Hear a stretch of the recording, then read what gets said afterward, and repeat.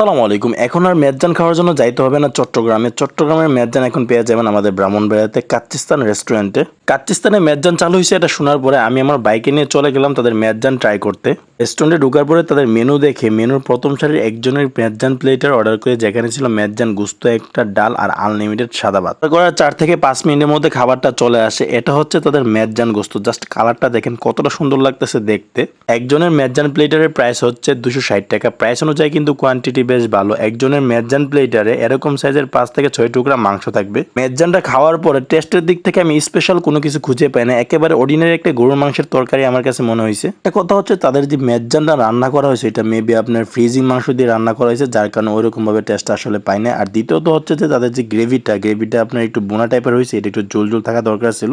আমরা যদি চট্টগ্রামের মেজজানের সাথে কাচ্চিস্তানের মেজজানের কম্পেয়ার করি, তাহলে চট্টগ্রাম মেজজানের কাছাকাছিও কাচ্চিস্তানের মেজজান চাইতে পারবে না। এটা আমি আমার টেস্টের উপর বেস করে কথাটা বললাম, আপনারাও ট্রাই করে দেখতে পারেন।